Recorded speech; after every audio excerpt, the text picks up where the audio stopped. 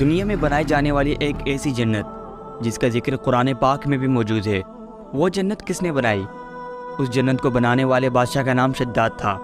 شداد کون تھا اور اس نے وہ جنت کیسے بنائی؟ شداد نے جو جنت بنائی تھی آخر وہ کیسی تھی، اور وہ جنت کتنے عرصے میں مکمل ہوئی؟ کیا جنت کی تعمیر مکمل ہونے کے بعد واقعی شداد کو جنت دیکھنی بھی نصیب نہیں ہوئی؟ ملک الموت نے شداد کی روح کیسے قبض کی؟ اور جو جنت شداد نے بنائی تھی آج وہ جنت کہاں ہے؟ یہ وہ سوال ہیں جن کے جواب آج ہم اس ویڈیو میں جاننے والے ہیں۔ شداد کے بارے میں کہا جاتا ہے کہ اس نے ایک جنت بنائی تھی جو بہت بڑی تھی اور اس کی تعمیر میں کئی سال لگے تھے، لیکن شداد کو یہ جنت دیکھنی بھی نصیب نہیں ہوئی۔ تاریخ کی کتابوں میں شداد کا واقعہ تواتر کے ساتھ بیان کیا گیا ہے۔ شداد کے بارے میں مشہور ہے کہ وہ قوم عاد کا بادشاہ تھا۔ اسی قوم کی طرف حضرت ہود علیہ السلام کو بھیجا گیا تھا۔ اللہ تعالیٰ نے اس قوم کو غیر معمولی قد و قامت اور قوت عطا فرمائی تھی۔ ان میں ہر شخص کا قد کم از کم 12 گز کا ہوتا تھا۔ طاقت کا یہ حال تھا کہ بڑے سے بڑا پتھر جس کو کئی آدمی مل کر بھی اٹھا نہ سکے، ان کا ایک آدمی ایک ہاتھ سے اٹھا کر پھینک دیتا تھا۔ یہ لوگ طاقت و قوت کے بل بوتے پر پورے یمن پر قابض ہو گئے۔ دو بادشاہ خاص طور پر ان میں بہت جاہ و جلال والے ہوئے۔ وہ دونوں بھائی تھے، ایک کا نام شدید تھا جو بڑا تھا، دوسرے کا نام شداد تھا جو اس کے بعد تخت نشین ہوا۔ یہ دونوں وسیع علاقے پر قابض ہو گئے اور بے شمار لشکر و خزانے انہوں نے جمع کر لیے تھے۔ شداد نے اپنے بھائی شدید کے بعد سلطنت کی رونق و کمال کو عروج تک پہنچایا۔ دنیا کے کئی بادشاہ اس کے باج گزار تھے۔ اس دور میں کسی بادشاہ میں اتنی جرأت و طاقت نہیں تھی کہ اس کا مقابلہ کر سکے۔ اس تسلط اور غلبہ نے اس کو اتنا مغرور و متکبر کر دیا کہ اس نے خدائی کا دعویٰ کر دیا۔ اس وقت کے علماء و مصلحین نے جو سابقہ انبیاء کے علوم کے وارث تھے اسے سمجھایا اور اللہ کے عذاب سے ڈرایا، تو وہ کہنے لگا جو حکومت و دولت اور عزت اس کو اب حاصل ہے اس سے زیادہ اللہ تعالیٰ کی عبادت کرنے سے کیا حاصل ہوگا؟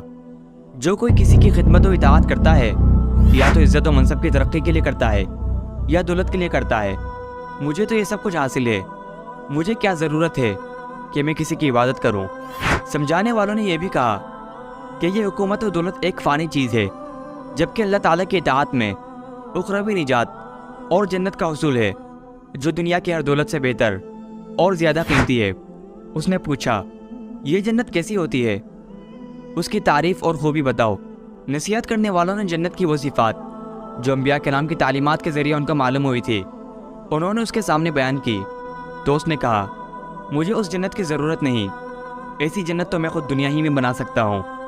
اس دن سے شداد کی مسلسل یہ کوشش رہی کہ وہ ایک ایسا شہر تعمیر کرائے جو ہر لحاظ سے جنت جیسا ہو۔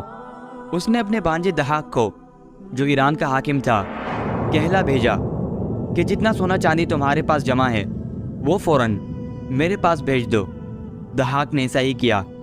شداد نے پورے ملک میں اپنے کارندے روانہ کیے جو بہت بڑی مقدار میں سونا چاندی جمع کر کے لائے۔ شداد نے جنت بنانے کے لیے ملک شام میں ایک صحت افزا مقام کا انتخاب کیا اور ماہر معماروں کے ذریعے وہاں ایک مضبوط اور مستحکم فصیل تعمیر کرائی، جس کے اندر سونے اور چاندی کا محل تعمیر کرایا اور اس کی دیواروں کو قیمتی جواہر سے سجایا۔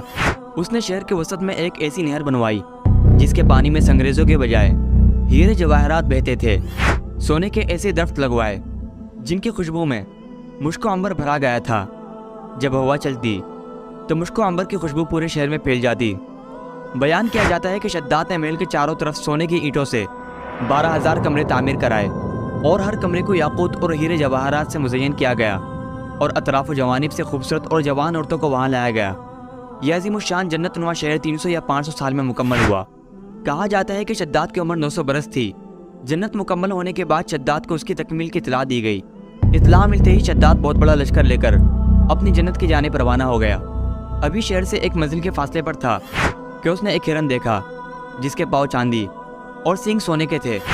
ہرن کو دیکھ کر وہ لالچ میں آ گیا اور اسے پکڑنے کے لیے اس کے پیچھے اپنا گھوڑا لگا دیا۔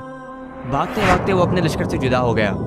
ہرن نے شداد کو پکار کر کہا شداد، تو نے عالیشان محل تعمیر کر کے یہ سمجھ لیا کہ اب تو موت کے پنجے سے بھی آزاد ہو چکا ہے۔